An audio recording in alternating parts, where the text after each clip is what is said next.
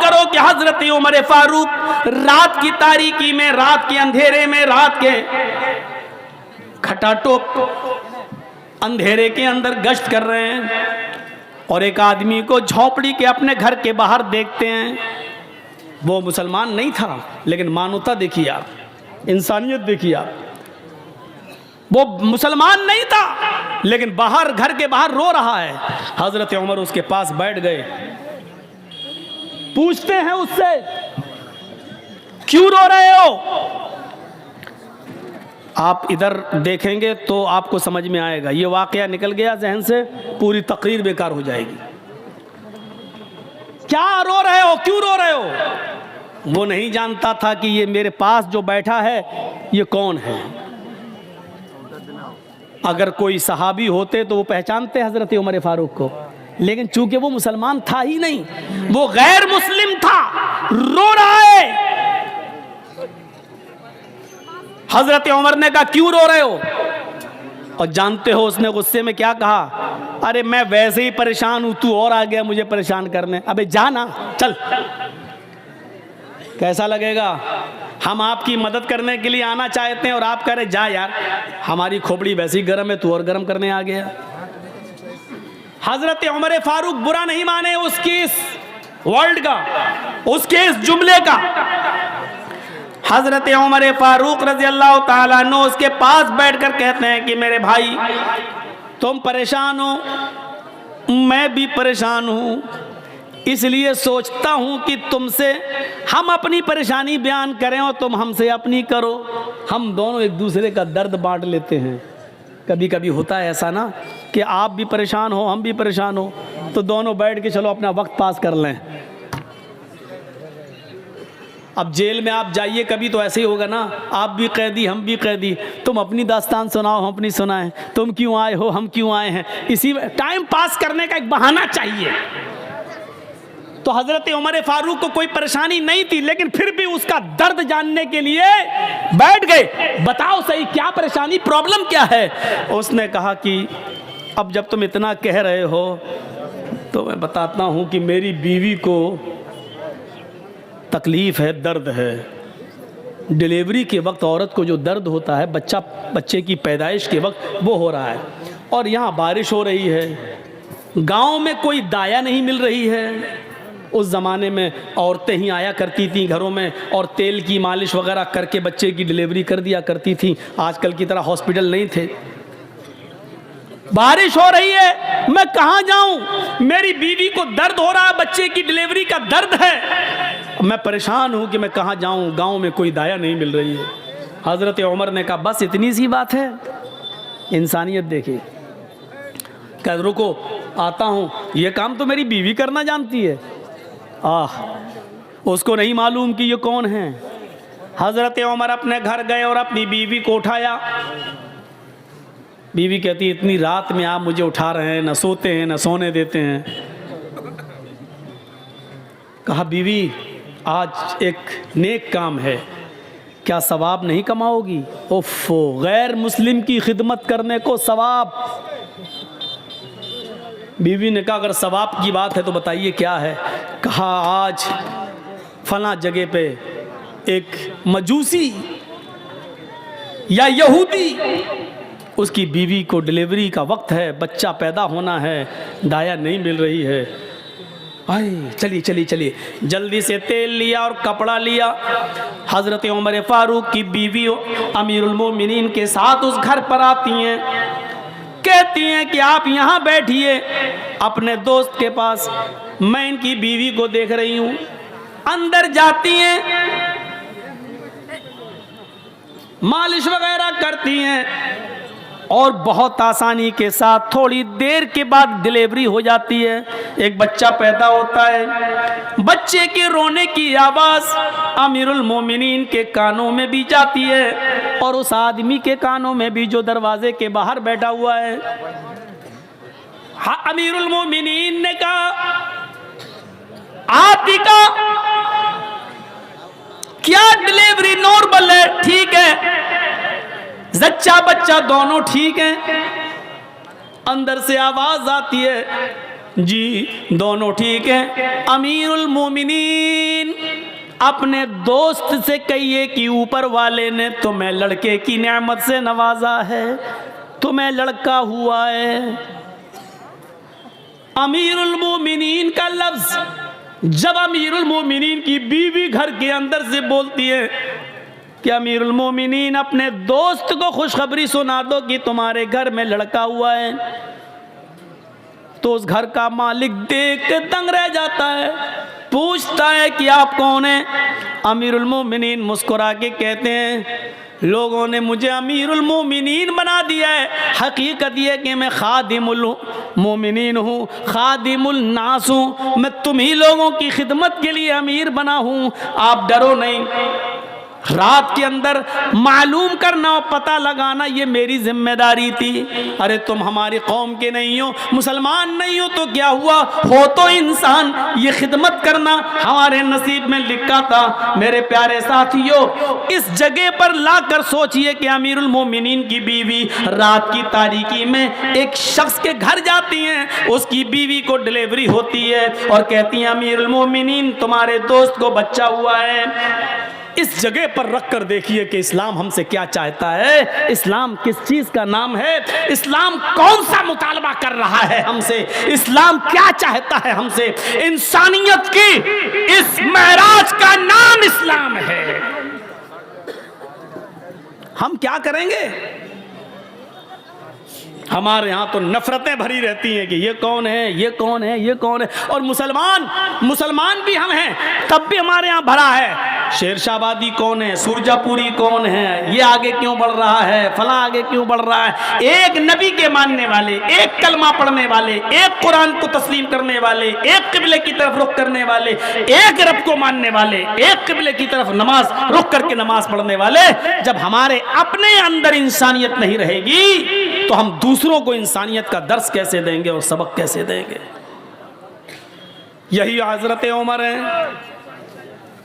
आओ एक ऐसा वाक़या तुम्हें सुनाने जा रहा हूं जिस वाक़े को सुनकर हमारे ज़मीर जाग जाएंगे।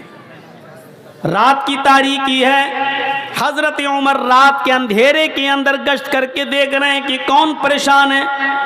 काफ़ी दूर निकल जाते हैं तो एक और परेशान आदमी नज़र आता है, घर के बाहर बैठा हुआ और रो रहा है। हजरत उमर उसके पास बैठ गए। जी क्यों रो रहे हो? उसने भी यही कहा, अरे जा यार क्या दिमाग खराब कर। नहीं बोलो तो क्या बात है, अरे तुम क्या कर लोगे यार, जाओ ना, मेरी किस्मत मेरा नसीब। नहीं ऐसी बात मत करो, देखो रात में तुम निकले हो, रात में मैं भी निकला हूँ, परेशान हो आप भी हम भी, चलो बताओ ना क्या बात है, शायद मैं तुम्हारे कोई काम आऊँ। रोने लगा और कहने लगा नहीं जानता कौन है। कहता है कि मेरे भाई जब तुमने एक रिश्ता जोड़ी लिया तो सुनो, मैं बहुत किस्मत का मारा हुआ इंसान हूँ। मैं इस झोंपड़ी के बाहर बैठा हुआ हूँ, अंदर मेरी बीवी रो रही है और इधर मैं रो रहा हूँ। कहा क्यों क्या बात है? कहा मेरी बीवी बहुत ही ज़्यादा खूबसूरत है और मेरी गांव का एक बहुत मजबूत आदमी, पैसे में भी मजबूत है, असर और रसूख में भी मजबूत है और ताकतवर भी है। उसके आगे पीछे गुंडे भी रहते हैं। वो शख्स रात की तारीकी में आता है और मुझे मेरा कान पकड़कर घर से बाहर निकाल देता है।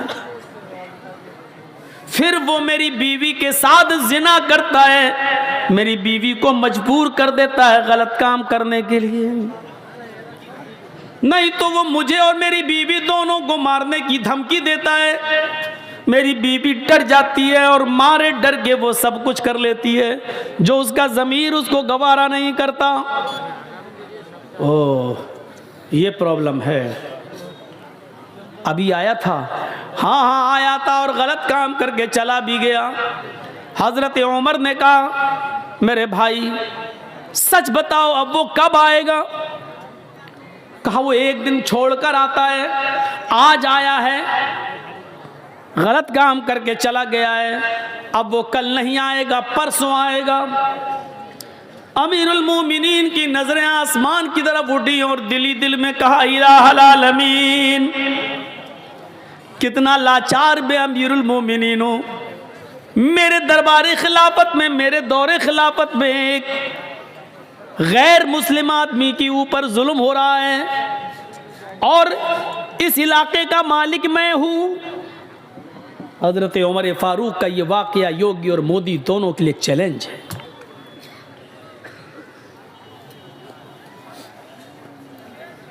सोचें, मेरे दौरे खिलाफत में एक आदमी मजबूर है और वो भी इतनी बड़ी मजबूरी कि उसकी औरत की इज्जत लुटती है और बेचारा मजबूर और गरीब आदमी कुछ नहीं कर पाता। इस बात को दिल में सोचा, कहा कि सुनो, परसों जब वो आएगा तो 2-3 काम करना बस। कहा क्या? कहा अपनी बीवी से कहना कि जब वो आए और तुम्हारे साथ गलत काम करने का इरादा करे और आ ही जाए तो उससे कहना कि भाई अब तो हमारा और तुम्हारा मामला बहुत करीब हो ही गया है, तुम हमारे दिल में बैठ ही चुके हो और हम तुम्हारे दिल में, तो अब रोज़ाना नखरे दिखाने से क्या फ़ायदा। ऐसा करो कि ये काम तुम कर जब चाहो तब कर लिया करो, लेकिन रोशनी में मुझे अच्छा नहीं लगता है, रोशनी में मुझे मेरे पति की, मेरे शौहर की याद आती है, इसलिए चिराग बुझाकर ये गलत काम करो और मैं खुलकर तुम्हारा सपोर्ट करूंगी। इतना कहना, वो तुम्हारी बीवी की बातों में आ जाएगा और चिराग बुझा देगा, बकिया काम मैं संभाल लूंगा। वो कहने लगा, क्या मतलब है तुम्हारा, बकिया काम संभाल लूंगा, क्या मतलब?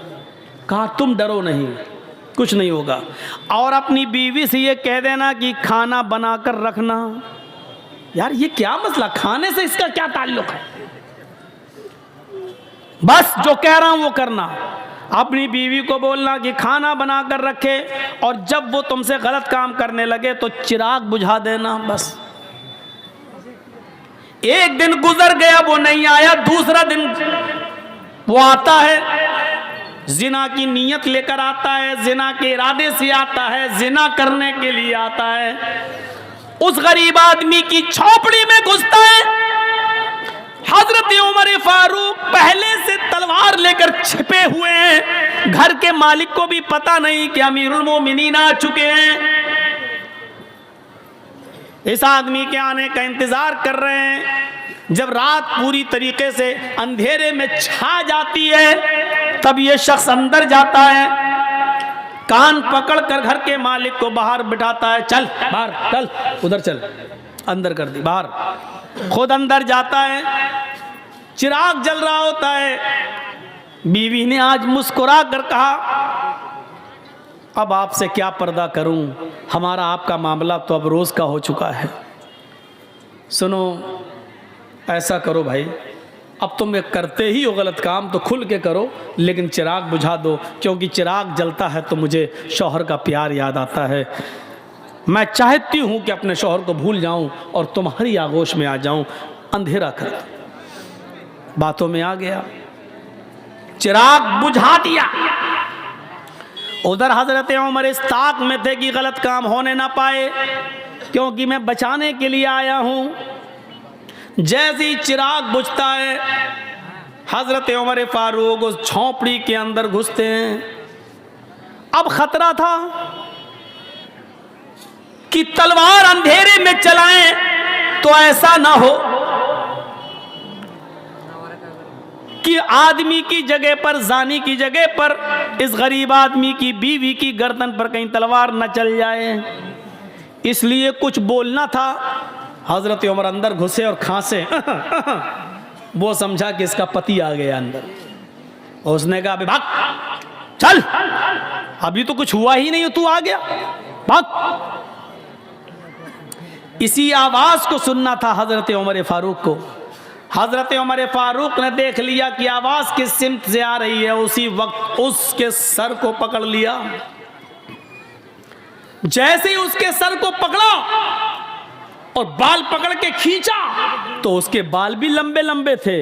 अब यह शक हुआ कि कहीं औरत के बाल तो नहीं है।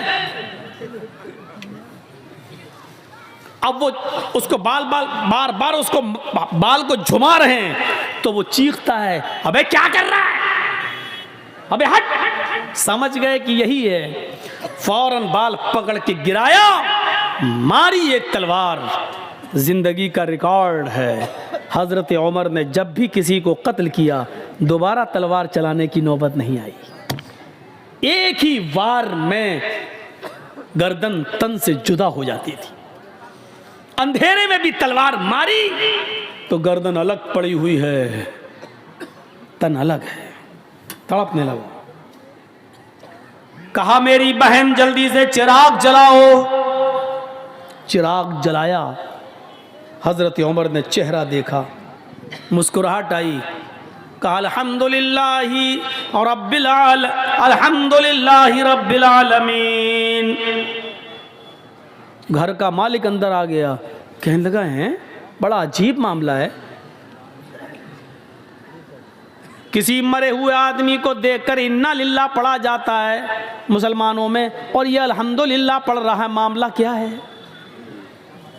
कहा मेरी बहन जल्दी से चिराग जलाओ। चिराग जलाया गया, शक्ल देखी तो कहा अल्हम्दुलिल्लाहि रब्बिल आलमीन। इधर आओ मेरे भाई, अंदर क्या बाहर क्या खड़े हो, तुम्हारा काम हो गया है। हैं? मार दिया, कत्ल कर दिया क्या? अरे अगर यह अमीरुल मोमिनीन को उमर को पता चल गया तो मुझे भी कत्ल कर दिया जाएगा। ये तुमने क्या किया, एक और मुसीबत तुमने हमारे लिए खड़ी कर दी। हजरत उमर ने मुस्कुराते हुए कहा पहले खाना लगाओ। लाश रखी हुई है, गर्दन कटी पड़ी हुई है, खून वहीं पर ताज़ा ताज़ा पड़ा हुआ है, और हजरत उमर वहीं बैठकर खाना खा रहे हैं लाश के पास। वो यहूदी बार बार देख रहा है कि ये कौन सी दुनिया का आदमी है, लाश के पास तो खाने की हिम्मत नहीं पड़ती और ये खा रहा है। और ये मुसलमान भी है, मुसलमान तो किसी के मरने के बाद इन्ना लिल्लाह पढ़ते ही अल्हम्दुलिल्लाह पढ़ रहा है। और कत्ल ही करना था तो चिराग क्यों बुझवाया इसने? चिराग जलता तो अच्छी तरीके से पहचान सकता था और मारने में आसानी रहती, लेकिन इसने चिराग बुझाने के लिए क्यों कहा? हजरत उमर फारूक जब वहां से जाने लगे तो उसने पैर पकड़ लिए, कहता है मेरे ऊपर मुसीबत खड़ी करके कहाँ जा रहे हो? उमर के किसी आदमी को पता चल गया तो मुझे भी कत्ल कर दिया जाएगा। हजरत उमर ने कहा पैर छोड़ो, क्यों डरते हो, क्या बात है, मैं ही उमर हूं। हाँ मैं ही उमर हूं, मैं सिर्फ मुसलमानों का अमीर नहीं हूं, गैर मुस्लिमों की परेशानियों को दूर करना भी हमारी जिम्मेदारी है। हमारे हुदूद में आते हो तुम। हमारे अभी आदमी आएंगे, इस डेड बॉडी को उठा के ले जाएंगे, आपको घबराने की जरूरत नहीं है। अब उसकी जान में जान आई। हजरत उमर जाने लगे तो कहा कि जाऊं? उसने कहा जा रहे हो, लेकिन दो तीन बातें अगर बता सकते हो तो बता दो। कहा क्या? कहा अमीरुल मोमिनीन, चिराग की रोशनी अगर जल रही होती तो आपको इस आदमी को मारने में आसानी थी, लेकिन आपने ये क्यों कहा था? अपनी बीवी से कह देना कि चिराग बुझा देना। और जब चिराग जलाकर देखा तो आपने इन्ना लिल्लाह के बजाय अल्हम्दुलिल्लाह आपने क्यों कहा? और आपने ये क्यों कहा था कि खाना बनाकर रखना? खाने से इसका क्या ताल्लुक था? ये तीन बातें मेरी समझ में नहीं आई। हजरत उमर ने कहा मेरे यहूदी भाई सुन, जब तूने मुझे परसों अपनी बीवी की दास्तान सुनाई, इंसानियत देखिए, मानवता देखिए, आज की ये तकरीर अगर योगी जी स्टेज पर बैठ के सुन लें तो उनके आंखों में भी आंसू आ जाएं। अगर उनके पास इंसानियत का दिल होगा तो, और अगर उनके अंदर इंसानियत ही ना हो, ठोक दो वाली पॉलिसी अपना रहे हों, तो उनकी अम्मा भी मर जाए तब भी आंसू नहीं आएंगे, उनके बच्चे है ही नहीं तो क्या रोएंगे। हम भी क्या क्या बोल जाते हैं। अब रात के 11:15 बज रहे हैं तो दिमाग तो मेरा भी खराब है ना। अब उसके अंदर क्या दर्द होगा बेचारे के अंदर। सोचिए जरा, ये अमीरुल मोमिनीन है और एक यहूदी की मदद करने पहुंच रहे हैं।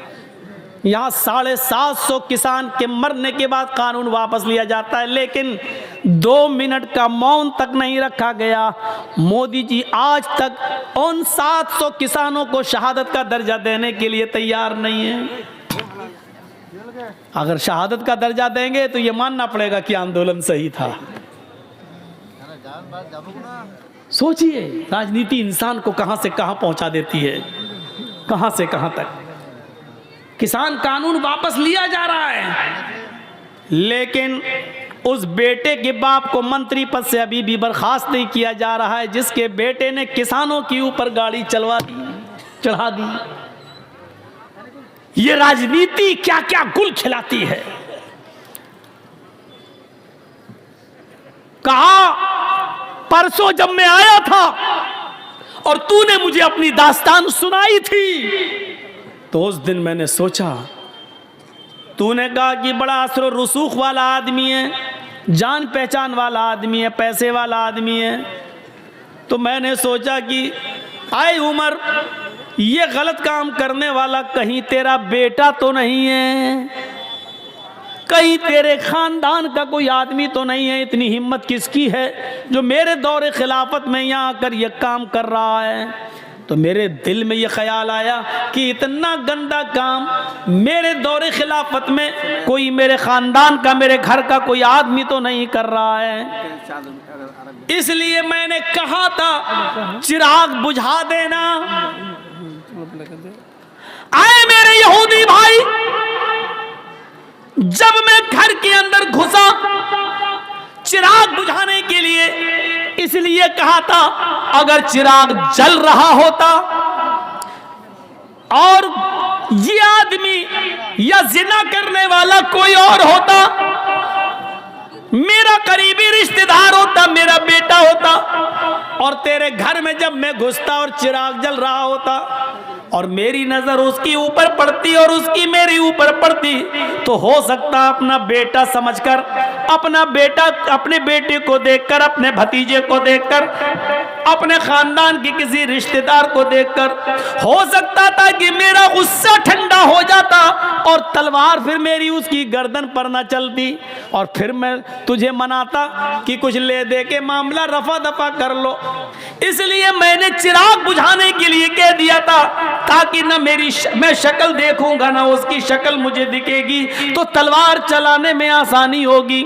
फिर मैंने उसकी गर्दन पे तलवार चलाई और जब गर्दन मेरे हाथ में आ गई तन अलग, तो फिर मैंने तुम्हारी बीवी से कहा बहन जल्दी से चिराग जलाओ, इसलिए कि मैंने ये देखने की हिर्स थी, लालच था कि देखें मरने वाला मेरा रिश्तेदार तो नहीं है। जब चिराग जला और उसके सर पर मेरी नजर पड़ी तो मैंने अल्लाह का शुक्र अदा किया, इसलिए कि अल्हम्दुलिल्लाह मरने वाला मेरा खानदान का नहीं, मेरा रिश्तेदार नहीं, मेरा बेटा नहीं, मेरा भतीजा नहीं, मरने वाला भी गैर मुस्लिम है, तू भी गैर मुस्लिम है, ये गलत काम करने वाला भी गैर मुस्लिम है। इस पर मैंने अल्हम्दुलिल्लाही रब्बिल आलमीन पढ़ा। तमाम तारीफें अल्लाह के लिए हैं जिसने जो दोनों जहान का पालनहार है, इसलिए मैंने अल्हम्दुलिल्लाह पढ़ा है कि मरने वाला मेरे खानदान का नहीं है। उसने कहा अच्छा खाना बनाने के लिए क्यों कहा?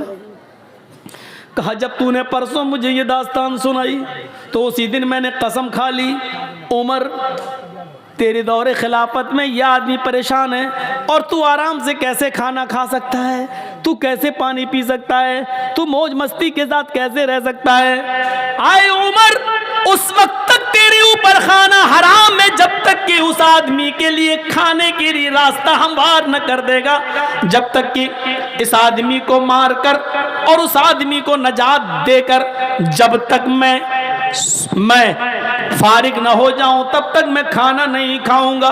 मैं परसों से भूखा हूं, कल दिन भर नहीं खाया, आज दिन भर नहीं खाया। जिंदा रहने के लिए मैंने 1-2 खजूरें खाई और पानी पिया। मेरे दिल में यह था कि जब तक तुझे इस मुसीबत से नजात न दिला दूं, तुम्हारे लिए खाने पीने का रास्ता हमवार न कर दूं। जब तुम चैन से नहीं खा पा रहे हो तो मैं चैन से कैसे खाऊं? जब तुम चैन से बैठ नहीं पा रहे हो तो मैं चैन से कैसे बैठूं? इसलिए मैंने खाना नहीं खाया था। अल्हम्दुलिल्लाह आज मैंने पेट भर के खाना खाया। एक आदमी की मुसीबत को अपनी मुसीबत समझना, उसके दर्द को अपना दर्द समझना, ये इस्लाम है। इन्नद्दीना इंदल्लाहिल इस्लाम, अल्लाह की दृष्टि में, अल्लाह की नजर में सबसे बेहतर दीन इस्लाम है।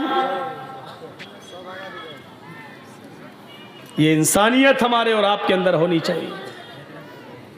वरना एक औरत कह देती थी रात के अंधेरे में, एक औरत रात के अंधेरे में, हजरत उमर ने देखा कि हांडी जल रही है। उस औरत के पतीली का ढक्कन खोल के देखा तो उसमें सिर्फ पानी गर्म हो रहा है और 2-3 पत्थर पड़े हुए हैं। उस औरत से पूछा, ये क्या है? पानी के अंदर पत्थर। कहा कि मैं नहीं जानती ये कौन है। कहती है क्या करूं, बच्चे भूखे हैं, इनको तसल्ली दे रही हूं। आग जलती रहेगी, हांडी पकती रहेगी, पत्थर उबलते रहेंगे और इन बच्चों को इंतजार में, हाँ मेरी माँ खाना बना रही है, नींद आ जाएगी और भूखे सो जाएगी। बच्चों को धोखा दे रही हो तो क्या करूं, मेरे पास जब कुछ है नहीं। तुमने अमीरुल मोमिनीन से क्यों नहीं कहा, उमर से क्यों नहीं कहा? उस औरत का जवाब देखो क्या है। कहती है मैं उमर के पास क्यों जाऊं कहने के लिए, क्यों जाऊं मैं? उमर अमीर है, लोगों का जिम्मेदार है। उमर की ड्यूटी है ये पता लगाना कि किसके घर में चूल्हा जल रहा है और किसके घर में चूल्हा नहीं जल रहा है। मेरे भाई तुम गवाह रहना, हजरत उमर से ही कह रही है, मेरे भाई तुम गवाह रहना, कल कयामत के दिन मैं उमर का गरीबान पकड़ूंगी। आज कोई योगी जी से कह दे देख लेंगे तुम्हें कयामत के दिन, या कुछ उल्टा सीधा एक जुमला बोल दे, जमानत नहीं होगी आपकी, राष्ट्रद्रोह का मुकदमा ठुक जाएगा। राष्ट्रद्रोह का एक तो ठोंक दो वाली भाषा और दूसरा मुकदमा। देखा ना डॉक्टर कफील के ऊपर कैसे कैसे मुकदमे चलाए थे, जिसने बच्चों की जान बचाई हो, अपने घर का ऑक्सीजन लेकर बच्चों की जान बचाई हो, उसके ऊपर राष्ट्रद्रोह का मुकदमा। हजरत उमर से कहा उसने, कयामत के दिन मैं उमर का गरीबान पकड़ूंगी। उमर बोले बहन उमर को क्या मालूम तुम्हारी हालत का नहीं मालूम है तो मालूम करना चाहिए। ज्यादा पक्ष मत लो उमर का, ज्यादा पक्ष मत लो उमर का, चलो यहां से। हजरत उमर कहते हैं मेरी बहन तुम रुको, तुम बहन हो, मैं घर से कुछ इंतजाम करता हूँ। ये नहीं बताया कि मैं ही उमर हूँ। अंदर गए, दरबार खिलाफत में अपने गुलाम मसलम को जगाया, आटे की एक बोरी, घी वगैरह, अनाज वगैरह, और उस जमाने में जो फल फ्रूट जो अनाज चलता था उसकी एक थैली ली, एक पीठ पे लादी, तेलों की अपने हाथ में लिया और चलने लगे। उनका गुलाम कहता है अमीरुल मोमिनीन ये क्या कर रहे हैं आप? हमारे आका है, मैं आपका गुलाम हूँ, ये सारा बोझ उठाने के लिए मैं हूँ, आप नहीं। हजरत उमर ने जो जवाब दिया सुनिए, वो इस मुल्क के जिम्मेदारों के लिए जरूरी है। हजरत उमर ने जवाब दिया नहीं नहीं नहीं नहीं, कयामत के दिन उस औरत ने मेरा गरीबान पकड़ने की बात कही, तुम्हारा नहीं। इसलिए इस गल्ले की बोरी को मैं ही अपनी पीठ पर ला दूंगा और मैं ही लेकर जाऊंगा। हजरत उमर उस गल्ले को लाद कर जाते हैं, अपने हाथ से आटा गूंथते हैं, अपने हाथ से सालन तैयार करते हैं, अपने हाथ से बच्चों को खाना खिलाते हैं, फिर उस औरत से कहते हैं बच्चों की माँ बहन तुम भी खाना खा लो। फिर उस औरत ने खाना खाया। जब हजरत उमर फारूक ने उन सबको खाना खिला दिया और वहां से जब आने लगे तो उस औरत ने पीछे से दामन पकड़ के कहा, लोग कितने बेवकूफ हैं जो उमर को खलीफा बना देते हैं। उमर के अंदर खलीफा होने वाली कोई चीज नहीं पाई गई। अरे खलीफा बनने के लायक तो आप हैं, अमीरुल मोमिनीन तो बनने के लायक आप हैं। आप रात में उठते हैं और गरीबों की देख रेख करते हैं। आपने हमारे बच्चों का पेट पाला, अल्लाह आपका पेट आपके बच्चों को आबाद रखे। हजरत उमर फारूक रोने लगे। उस औरत ने कहा तो आपने मुझे बहन कहा है और आप रो रहे हैं। आपने मेरे घर में खुशियां दी हैं, बच्चों को खिलाया है और मेरी वजह से आपकी आंखों में आंसू। कहा नहीं मेरी बहन, तेरी वजह से आंसू नहीं, आंसू तो इन जुमलों से आए हैं कि तूने कहा कयामत के दिन में उमर का गरीबान पकड़ूंगी। मेरी बहन मैं तुझे कैसे बताऊं कि मैं ही उमर हूं, अमीरुल मोमिनीन मैं ही हूं, और ये मेरी गलती है कि अब तक तेरे घर की खबरगिरी मैं नहीं कर सका। मेरी बहन कयामत के दिन अब मेरा गरीबान मत पकड़ना। मेरी बहन अल्लाह के दरबार में इतनी गवाही दे देना कि मेरा एक जुमला जब सुना तो इसने मेरे बच्चों को खिला दिया था और अपनी जिम्मेदारी पूरी की। क्या जिम्मेदार देखिए कैसा था, वो अपनी जिम्मेदारी को समझता था। हम अपनी जिम्मेदारी नहीं समझते हैं, अपना हो या पराया हर एक की खिदमत करना ये इस्लाम कहलाता है। यही इस्लाम का दर्स है, यही इस्लाम है, इसी इंसानियत का नाम इस्लाम है। हम भूल जाते हैं,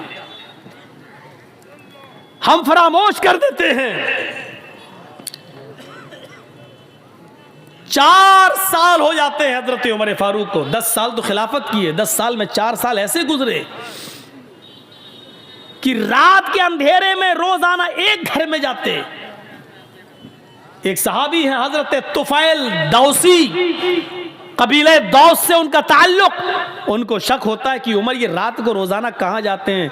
पूछ पूछ के थक गए, लेकिन हजरत उमर ने नहीं बताया कि मैं रात को कहां जाता हूं। एक दिन तुफैल दौसी को तजस्सुस सूझ गया, देखें कहां जाता है उमर। रात की तारीकी में, रात के अंधेरे में जासूसी करने लगे। हजरत उमर आगे आगे जा रहे हैं, तुफैल दौसी पीछे पीछे पेड़ से छुप छुप के कि उमर मुझे देख न लें। हजरत उमर दाएं बाएं देख रहे हैं, लेकिन इनको पीछे का कोई आदमी दिखाई नहीं दे रहा है। चल दिए 4-5 मील दूर एक बियाबान आबादी में, आज बियाबान जगह आ जाते हैं। 5-6 झोपड़ियों के अलावा वहां कुछ नहीं है। एक झोपड़ी में चिराग जल रहा था। हजरत उमर फारूक ने दाएं बाएं देखा कि मुझे कोई नहीं देख रहा, उस झोपड़ी के अंदर घुस जाते हैं। तो तुफैल दौसी को शक हो गया कि उमर इतनी रात में इस झोपड़ी में क्या करने गया। इंसान की फितरत है, रात के अंधेरे में आप भी अगर दाएं बाएं देखें और कोई ना आपको देख रहा हो, चुपके से आप किसी घर में घुस जाएं, वो भी रात के अंधेरे में, तो मेरे दिल में तो तरह तरह के ख्यालात उठेंगे ही कि आप क्यों गए, इतनी रात में क्यों जा रहे हैं। तो तुफैल दौसी कहते हैं कि मैं उमर के निकलने का इंतजार करने लगा कि इतनी रात में उमर इस घर में क्या करता है और रोजाना आता है क्या करता है। काफी देर के बाद उस झोंपड़ी से जब हजरत उमर निकले और सीधे चले गए, तो तुफैल दौसी ने कहा जा रहे हैं जाने दो, मैं झोंपड़ी में जाके देखूं कि इसमें क्या है। हजरत तुफैल जब उस झोंपड़ी में घुसते हैं तो क्या देखते हैं कि एक कोने में चिराग जल रहा है। उस चिराग के पास खजूर के पत्तों की बनी हुई एक चटाई बिछी हुई है। उस चटाई के ऊपर कोई लेटा हुआ है। करीब गए तो पता चलता है कि एक औरत है, और करीब जाते हैं तो पता चलता है कि वो बूढ़ी औरत है, और करीब गए तो क्या देखते हैं कि वो तो आंखों से अंधी है, दांत उसके मुंह में नहीं है और हाथों से कोड़ी और पैरों से लंगड़ी है। हजरत तुफैल उसके पास बैठ जाते हैं, कहते हैं माँ। उसने कहा जी क्या मैं तुमसे कुछ पूछना चाहूं तुम बताओगी। उसने कहा बोलो बेटा। कहा ये आदमी जो तुम्हारे पास आया है और अभी अभी यहां से गया है, ये कौन है? क्या तुम इसको जानती हो? क्या तुमने कभी इसको देखा है? कहा नहीं, मैं आंखों से अंधी हूं, मैं क्यों मैं कैसे देख सकती हूं? कहा मां मुझे जल्दी बताओ कि ये आदमी यहां आता है तो कम से कम तुम्हें बताया तो होगा कि मैं कौन हूं। कहा नहीं मेरे बेटे, ये आदमी यहाँ 4 साल से बराबर कंटिन्यू आता है, चाहे कितनी बारिश हो, चाहे कितनी आंधी हो, चाहे कितना तूफान हो, चाहे कुछ भी हो, लेकिन ये यहाँ जरूर आता है। लेकिन 4 साल से आज तक इसने मुझे अपना नाम नहीं बताया। यहाँ तो 100 रुपए मदरसे में चंदा देते हैं तो नाम के साथ देते हैं कि फला साहब ने दिया है। ऐलान करो मौलाना साहब, 1000 रुपए चंदा देते हैं तो उसमें भी हमें शोहरत चाहिए, फला ने दिया। और यहाँ बैठे रहते हैं कंपटीशन में, मेरा दुश्मन कितना दे रहा है, अगर उसने 1 दिया तो उसको दिखाने के लिए हम 1200 देंगे, हम 1500 देंगे। ये कंपटीशन है हमारे यहाँ। सब नेकी बेकार। ये सिस्टम ही पहली बात तो हमें गलत लगता है कि लाइए मौलाना साहब ये 100 रुपये लीजिए, मेरे अब्बू के लिए दुआ कर दी, अल्लाह उनको जन्नत दे। अरे आप मदरसे को चंदा दीजिए, आप दिल में नियत कर लीजिए कि मैं अपने बाप की तरफ से दे रहा हूं, आपको सवाब मिलेगा। मौलाना साहब से नाम ले लेकर क्यों दुआ करवा रहे हो? जर्जी साहब को अपने बाप को सवाब पहुंचाना है, जर्जी साहब 1000 रुपया देंगे, दिल में नियत है मैं अपने बाप की तरफ से दे रहा हूं, बाप को सवाब मिलेगा। 20 साल हो गई तकरीरें करते करते, यही बताते बताते, लेकिन नहीं बदली जा रही ये बात, नहीं वही धुर्रा चला आ रहा है, उसी पे हम चल रहे हैं। 4 साल हो गई, आज तक इसने मुझे अपना नाम नहीं बताया कि कौन है। अच्छा, बस ये कह देता है मैं तुम्हारा बेटा हूं, मैं तुम्हारा बेटा हूं। मैंने भी पूछना छोड़ दिया, बेटा जब नाम ही नहीं बताता तो क्या करूं। तो करता क्या है यहाँ, करता क्या है ये पूछ रहे हो? हाँ बेटे, इस आदमी के बहुत एहसान है मेरे ऊपर।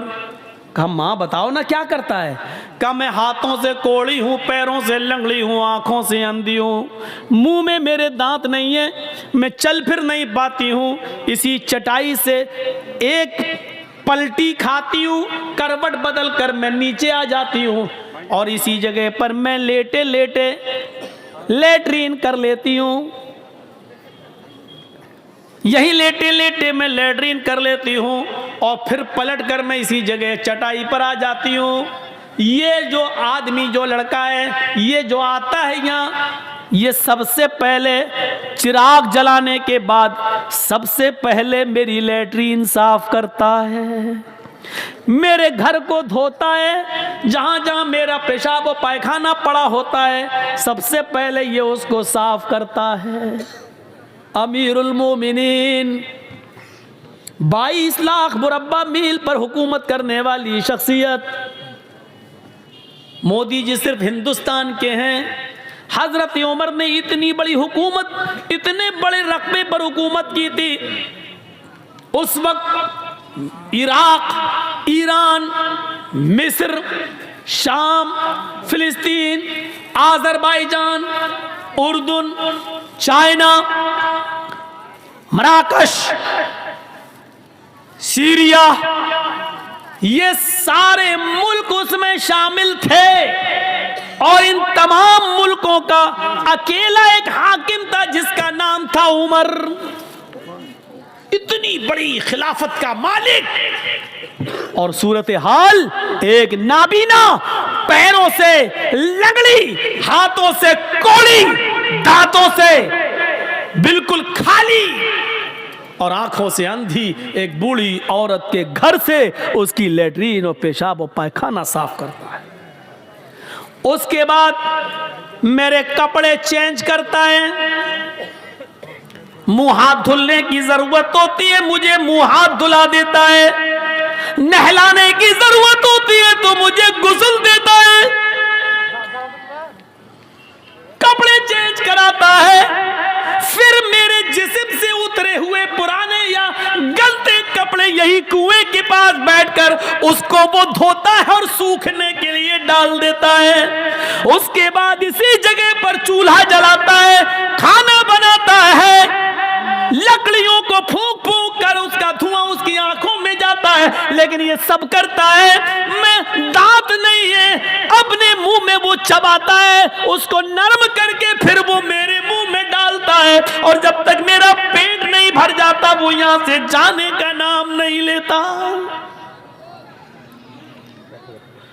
हजरत तुफैल दौसी चीख पड़े, अमीरुल मोमिनीन, मैं तुम्हें क्या समझ रहा था और तुम क्या निकले। अमीरुल मोमिनीन, मैं तुमसे नेकियों में कभी आगे नहीं निकल पाऊंगा। मां जानती हो वो कौन है? वो अमीरुल मोमिनीन है, वो उमर फारूक हैं? सिटी गुम। फिर तुफैल दौसी तेज स्पीड में घर से निकलते हैं और उमर फारूक के घर की तरफ जाते हैं। उमर फारूक के घर के बाहर जो एक दरवाजा था जहां वो लोगों की फरियाद सुनते थे, उसी दरवाजे के बाहर जो रूम था, उसी रूम में हजरत उमर फारूक बैठे हैं और तहज्जुद की नमाज पढ़ने के बाद अपने दोनों हाथ उठाकर ये दुआ मांग रहे हैं, रब्बना ज़रिफ़ अन्ना अज़ाब जहन्नम, रब्बना ज़रिफ़ अन्ना अज़ाब जहन्नम, इन्ना अज़ाबहा कान गरामा, रब्बना ज़रिफ़ अन्ना अज़ाब जहन्नम, इन्ना अज़ाबहा कान गरामा। आय अल्लाह, हमसे जहन्नम का अज़ाब हटा ले, हमें जहन्नम के अज़ाब से दूर कर दे। तेरा अज़ाब हम भुगत नहीं पाएंगे, तेरा अज़ाब हम सह नहीं पाएंगे, तेरा अज़ाब हम बर्दाश्त नहीं कर पाएंगे। फिर दुआ मांगते, रब्बना ज़रिफ़ अन्ना अज़ाब जहन्नम, इन्ना अज़ाबहा कान गरामा। पीछे से तुफैल दौसी टोकते हैं और कहते हैं, रात में बूढ़ी औरत का पेशाब व पायखाना साफ करने वाला, रात में बूढ़ी औरत के कपड़े धुलने वाला, रात में बूढ़ी औरत के लिए खाना बनाकर खिलाने वाला, रात के अंदर बूढ़ी औरत की खिदमत करने वाला। अमीरुल मोमिनीन, आए उमर, अगर तुम जहन्नम में चले गए तो फिर जन्नत में कौन जाएगा? रात की तारीकी में 4 साल से ये खिदमत करने वाला शख्स अगर जहन्नम में चला गया तो फिर जन्नत में कौन जाएगा? हजरत उमर फारूक दुआ मांगते मांगते पीछे देखते हैं, सामने तो तुफैल दौसी हैं, आसमान पर हाथ उठाए हुए नजरें आसमान पर जमाते और कहते हैं, अल्लाह, 4 साल से जो नेकी मैं सिर्फ तेरे लिए कर रहा था, जो काम मैं तेरे लिए कर रहा था, तुझे राजी करने के लिए कर रहा था, आज उस राज को फाश कर दिया गया, आज मेरी बात दूसरे को मालूम हो गई, आज ये नेकी पता चल गई। ओए अल्लाह, मैंने इसको नहीं बताया, इसने पीछा कर करके खुद पता कर लिया। अल्लाह, मेरे इस नेक अमल को रिया नमूद में न लिख लेना, तकब्बुर में न लिख लेना, घमंड के अंदर मेरे इस नेकी को मत लिख लेना। मैंने नहीं दिखाया, मैंने नहीं बताया। ये कौन सी इंसानियत थी? यहां तो बस नमाज पढ़ के निकलते हैं, दाढ़ी पे हाथ फेरते हुए समझते हैं हमने बहुत बड़ा एहसान कर दिया अल्लाह के ऊपर। आए मगरिब, नमाज पढ़ने गए थे, नमाज पढ़ने गए थे, नबी मस्जिद से निकले नमाज पढ़ के, ऐसा लगता है जैसे अल्लाह के ऊपर कितना बड़ा एहसान करके आ रहा है यार। सिर्फ नमाज पढ़ लेने से मेरे भाइयों जन्नत नहीं मिल जाती है, आपको उसके लिए इंसानियत भी अपनाना पड़ेगी, अल्लाह के हुकूक भी अदा करना और बंदों के हुकूक भी अदा करना। हम बंदों के हुकूक क्या अदा करेंगे? क्या हमारे मियाँ बीवी के हुकूक, बच्चों के हुकूक हम अदा करते हैं? हम अपने घर में उनके हुकूक अदा नहीं करते। एक शख्स हजरत उमर फारूक के पास आया, अपनी बीवी की शिकायत करना थी उसको। तो हजरत उमर फारूक के बाहर वाले कमरे में वो बैठ गया, देखा कि अंदर से आवाज आ रही है, उसने कान लगाया तो क्या देख रहा है, क्या सुन रहा है? उमर फारूक की बीवी उमर को डांट रही हैं। हाँ? तुम तो चले जाते हो, सुबह से शाम तक आते नहीं हो, पकने का पता नहीं है, खाने की फिक्र नहीं है, बच्चों की फिक्र नहीं है, तुम्हें क्या खलीफा बने बैठे हो। बहुत कुछ सुना डाली। हजरत उमर फारूक नीचे गर्दन डाल के सुन रहे हैं। तसव्वुर करो, उमर सुन रहे हैं। उमर सुनने वाले आदमी हैं।